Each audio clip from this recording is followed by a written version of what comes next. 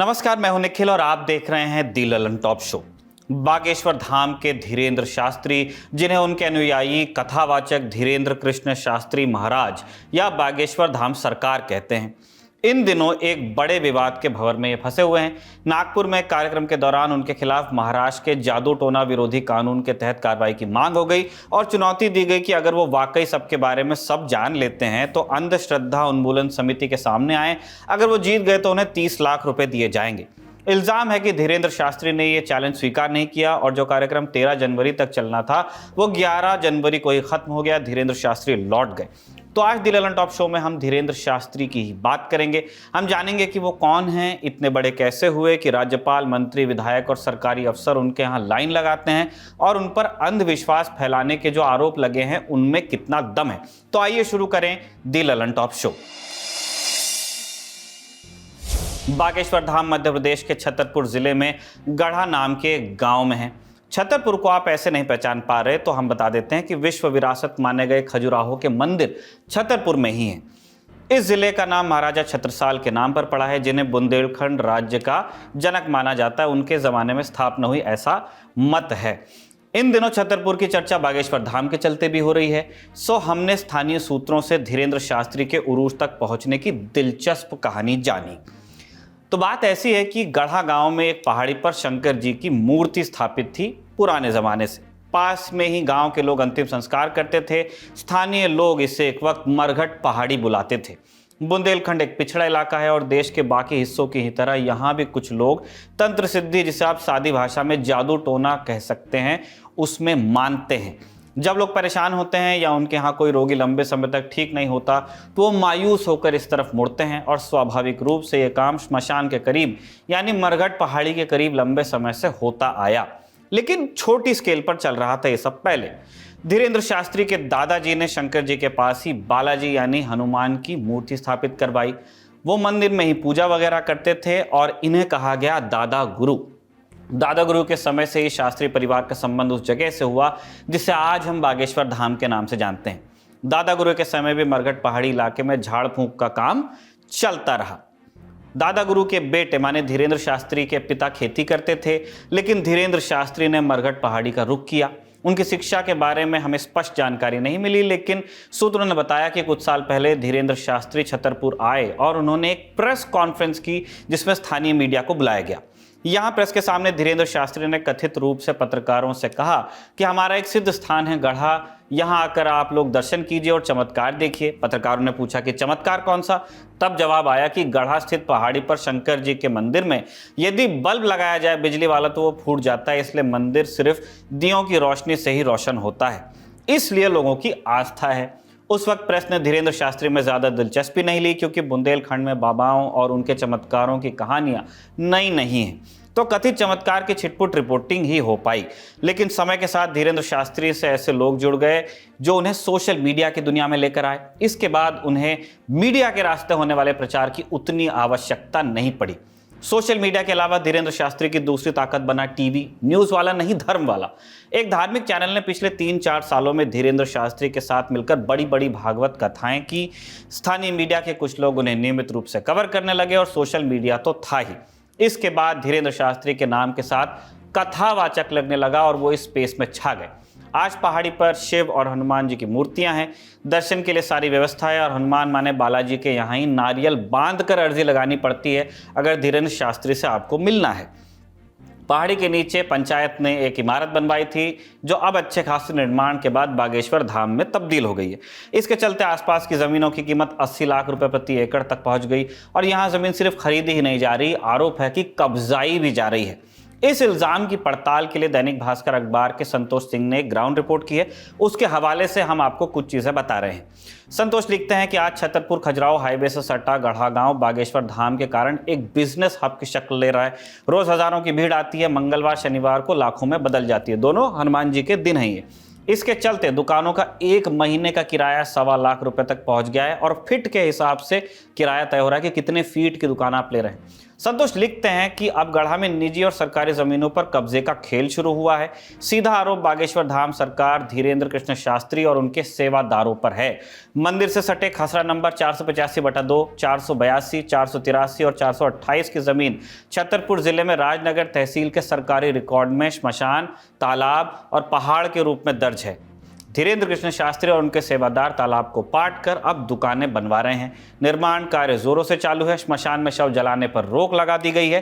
प्रशासन ने नहीं लगाई रोक, ये बागेश्वर धाम की टीम ने लगाई है, ऐसी जानकारी मिली है। तहसीलदार ने निर्माण को लेकर एक नोटिस जारी किया, लेकिन निर्माण जारी रहा। खसरा नंबर 428 पर अवैध टपरों का निर्माण करके लोगों को किराए पर देकर अवैध वसूली की जा रही है। संतोष की रिपोर्ट में पंचायत भवन पर कब्जे का भी जिक्र है, जिसके बारे में हमें हमारे सूत्रों ने भी बताया।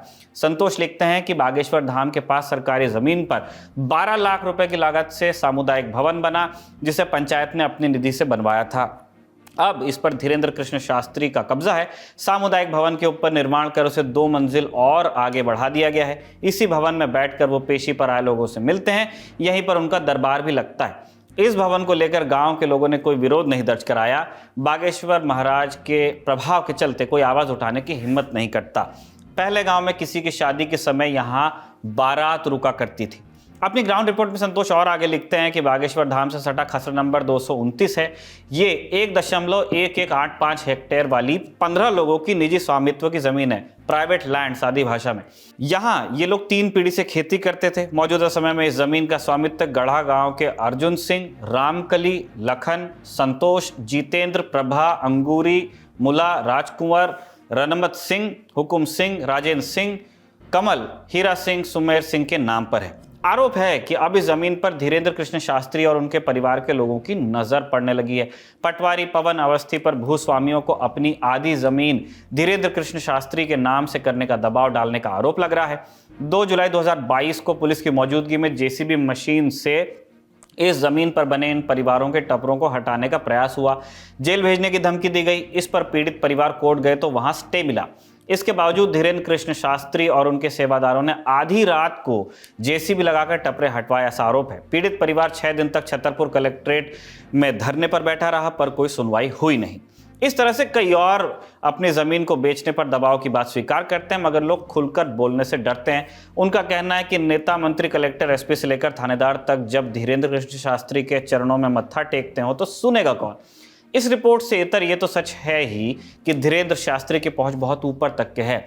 मध्य प्रदेश भाजपा और कांग्रेस दोनों पार्टियों के स्थानीय नेता, मध्य प्रदेश के गृह मंत्री नरोत्तम मिश्रा, भाजपा अध्यक्ष वीडी शर्मा और दीगर नेताओं के साथ धीरेन्द्र शास्त्री नजर आ चुके हैं। कुछ दिन पहले नितिन गडकरी के साथ भी आए थे।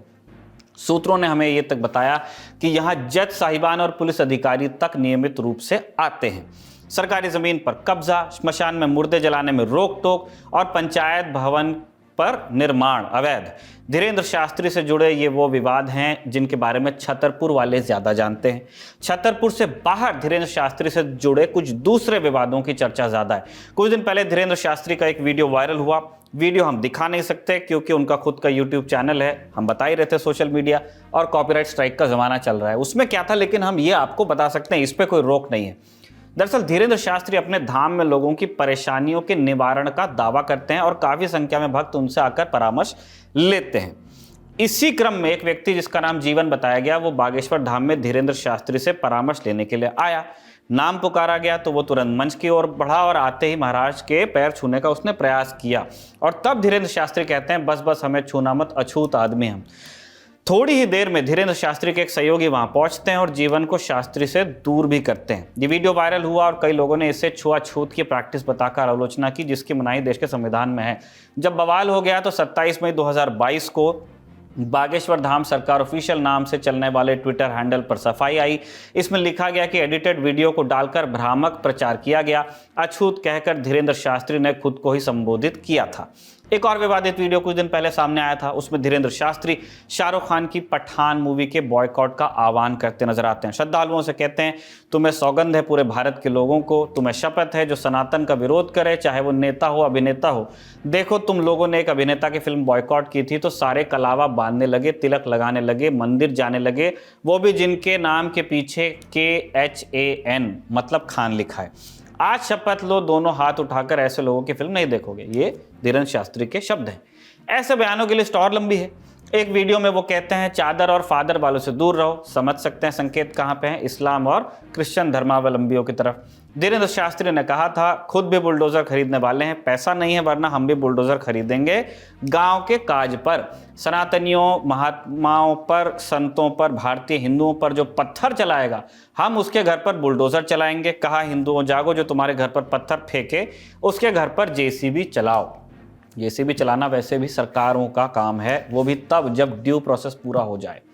अब आते हैं नागपुर वाली घटना पर। यहाँ के रेशिम बाग मैदान में रामचरित्र चर्चा का आयोजन हुआ, एक तरह से राम कथा ही कह सकते हैं आप, जिसमें धीरेन्द्र शास्त्री का कथित दिव्य दरबार भी लगना था। कथा की शुरुआत 5 जनवरी को हुई और इसका समापन 13 जनवरी को होना था, क्योंकि जो इश्तिहार छपे थे इसमें उसमें 13 जनवरी की तारीख दी गई थी, लेकिन 11 जनवरी को इस कथा का अंतिम दिन बता दिया गया और कार्यक्रम हो गया समाप्त। कारण बताया गया कि अंधश्रद्धा उन्मूलन समिति के अध्यक्ष श्याम मानव ने दिव्य दरबार और प्रेत दरबार की आड़ में धीरेन्द्र शास्त्री पर जादू टोना को बढ़ावा देने का आरोप लगाया था।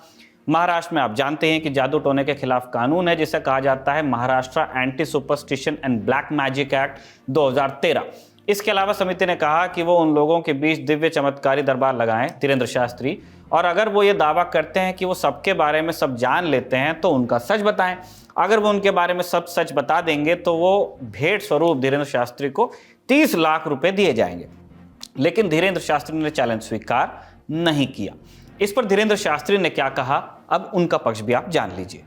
अब जब निकल आए तो हाथी चले बाजार, कुत्ता भौंके हजार, और वो कह रहे थे कि हम 21 लाख रुपया ऐसा कुछ बताया। हाँ, तो ठटरी के बरो ले आवे, हम तो फ्री में बता देता आगे के लोग ठटरी को बरो ले आवे, हम ठटरी बाहर दे भी उसकी। ये तो चलता ही रहता है। ये धर्म विरोधी लोग हैं, जो धर्म विरोधी होते हैं। हम 7 दिन वहां झंडा गाड़ने, तब उनको बाप मर गए। हाँ, तब नहीं उन्हें हम ध्यान आए। 7 दिन उनके मूड पे झंडा, 2 दिन दरबार, प्रेत दरबार, तब का होगा तो कौन चुड़िया पहन रही थी।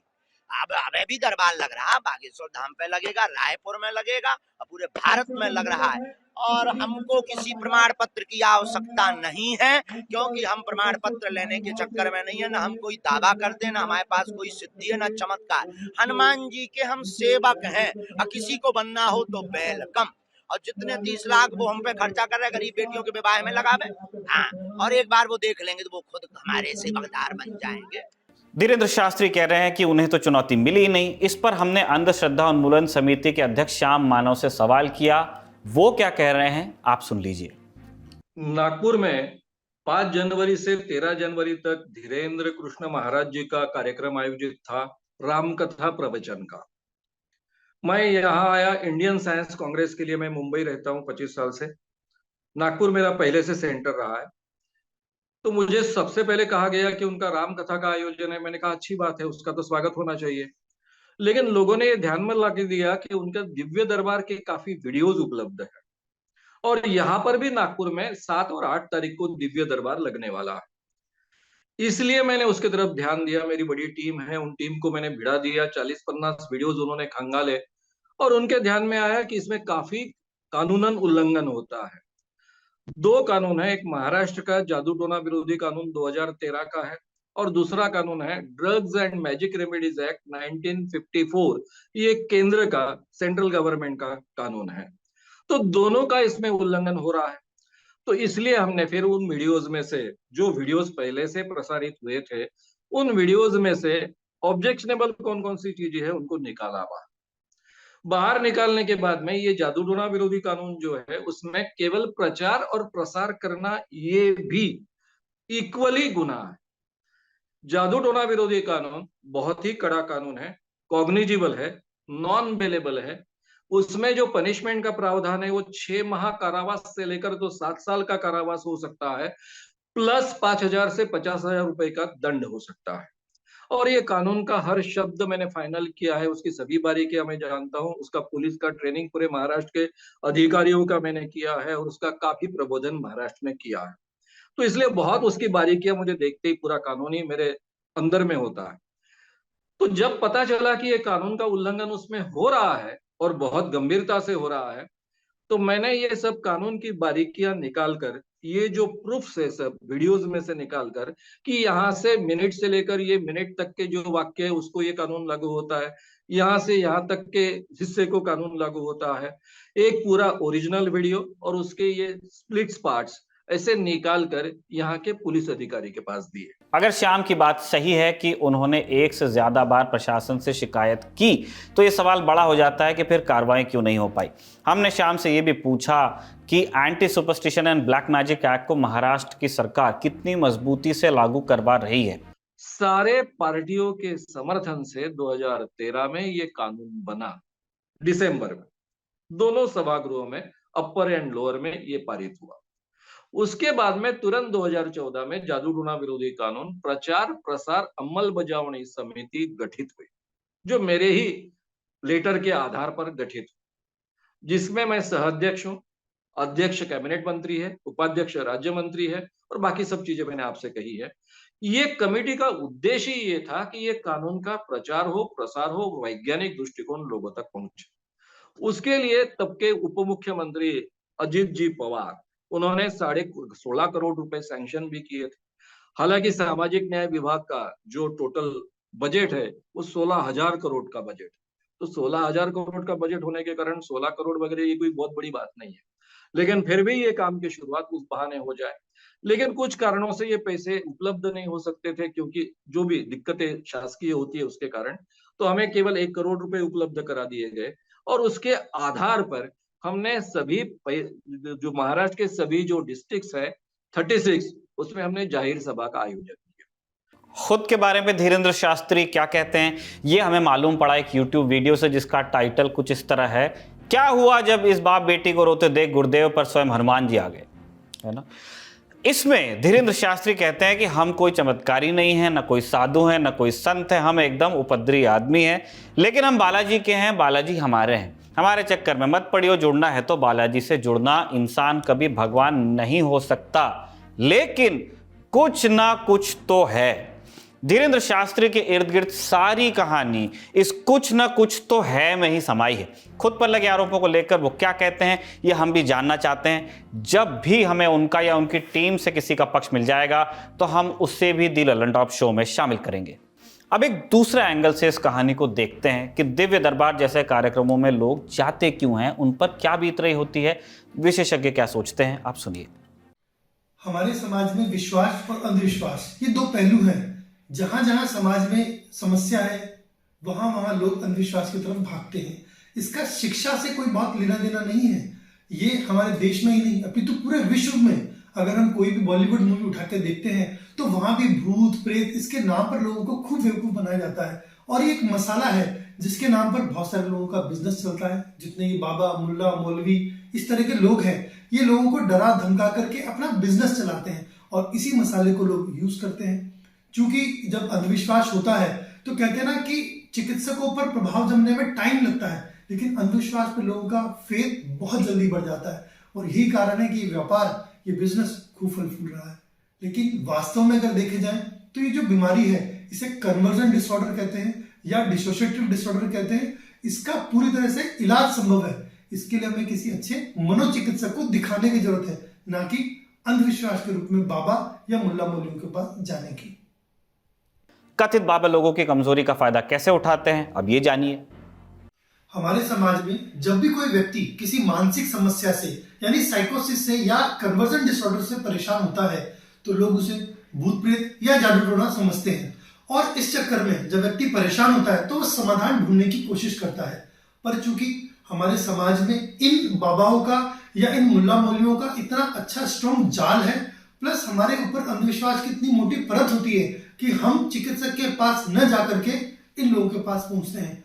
और चूंकि ये बिजनेस ही डर का बिजनेस है तो जो बाबा होते हैं वो इसका गलत फायदा उठाते हैं, उनकी मानसिक कमजोरी का फायदा उठाते हैं। इस वजह से बहुत बार फीमेल्स में सेक्सुअल अब्यूज बहुत कॉमन है, इकोनॉमिकल अब्यूज बहुत ज्यादा है। बाद में एक वक्त के बाद इन्हें डराया धमकाया जाता है। ऐसे बहुत सारे केस हमारे सामने आते भी हैं। कई बार प्रताड़ना के रूप में उन्हें जला दिया जाता है, सलाखों से जला दिया जाता है या उन्हें बांध कर रखा जाता है रस्सियों से, जंजीरों से, और उन्हें वाकई में बिल्कुल जो मनोविकृत व्यक्ति होता है उस अवस्था में पहुंचा दिया जाता है।